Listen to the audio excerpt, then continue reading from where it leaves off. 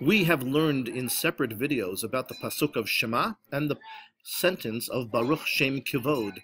Now we're going to devote one more video to one pasuk, the first pasuk of the parasha after Shema, and that is the pasuk of Ve'ahavta. Notice the way I am pronouncing the word. It is Ve'ahavta. It is not Ve'ahavta, although a lot of people pronounce it that way.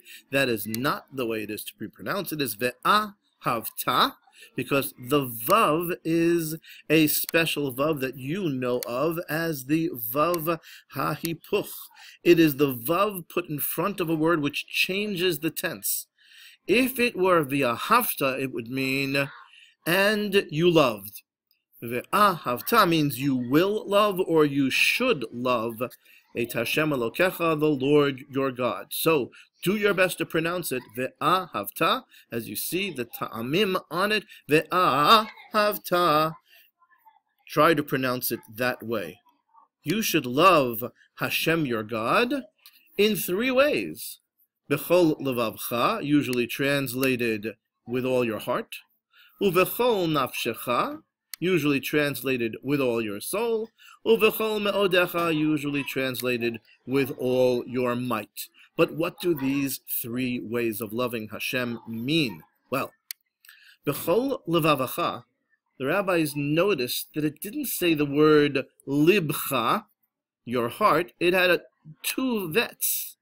Levavacha, and that no doubt led them to say that you should serve Hashem with both of your hearts, meaning bishnei yitzarecha, with both of your inclinations, with your yetzer hatov, your good inclination, and your yetzer hara, your evil inclination. Both the little guy in the red pajamas and the pitchfork, and the little angel with the wings and the halo. Now, I understand how it's possible to serve God with your Yetzer HaTov. Yetzer HaTov tells you to do the right thing, but how do you serve Hashem with your Yetzer Hara? What do the rabbis mean? Well, there are many answers, and here are a few possibilities. One is, you serve God with your Yetzer Hara by fighting the Yetzer Hara and saying no when it wants you to do the wrong thing. That's kind of obvious. Another possibility is, say you're trying to get up in the morning to go to school or to shul to learn Torah or daven, and somehow it's very difficult to do. Or you're trying to learn Torah, you're trying to do one or some sort of a mitzvah, and your Yetzer Hara is making it very difficult. The Yetzer Hara, let's say, wants you to go and do an Aveira. You can tell the Yetzer Hara, no, I'm so lazy, I'm so tired, which normally, if it were coming to get up in the morning or learn Torah, that would be the wrong thing to say.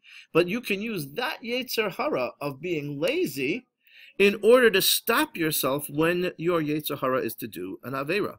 And a possible third answer is, you can use the vast energy that doing sins opens up in a person. When somebody really hates, God forbid, they will leave no stone unturned, and they will use so much energy. They have all the energy suddenly to do terrible things to someone else.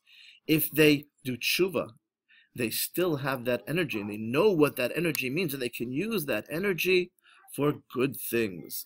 These are some possibilities of how one can serve Hashem even with one's Yetzer Hara.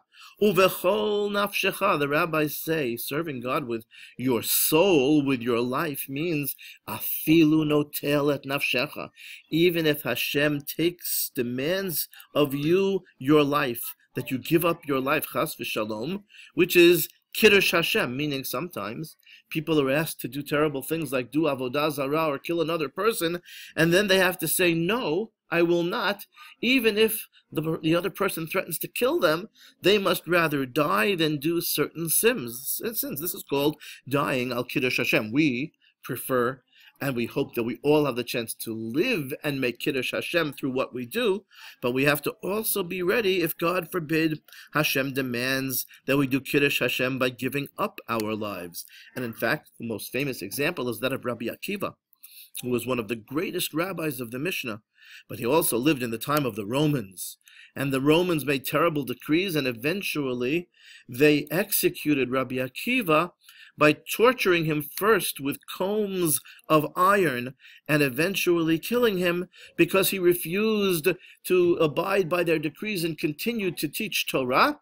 And when he was about to die, he said to his students, all of my life, I have wondered, when will I have the chance to fulfill what it says, B'chol nafshecha afilu notelet nafshecha, even if Hashem takes your life, and now I have the chance, so will I not do what the Pasuk says?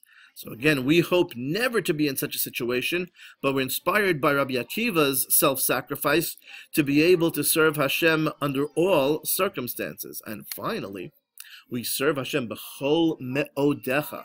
There are two explanations given by the rabbis to this. One is that it means b'chol mamoncha. You have to be willing to give up all of your money if necessary to serve Hashem. If not doing an avera means you have to spend all your money, so then you have to spend all of your money to avoid doing an avera, to avoid being machal Shabbos. You have to be willing to give up your job and your career. Nowadays, Baruch Hashem, that doesn't happen so much, but in other generations, it often did. And then the other explanation is b'chol midah umidah shehu moded lecha.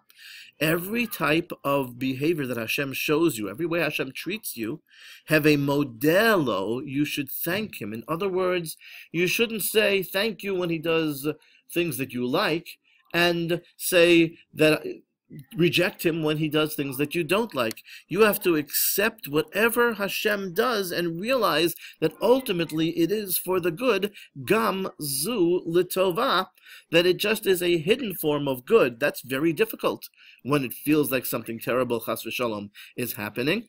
And there are wonderful stories about that we won't mention right now. But these are the two explanations of loving Hashem, b'chol me'odecha.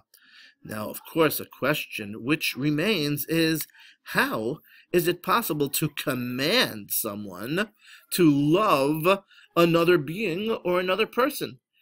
Isn't that an emotion and either you feel it or you don't? Well, stay tuned for our next video.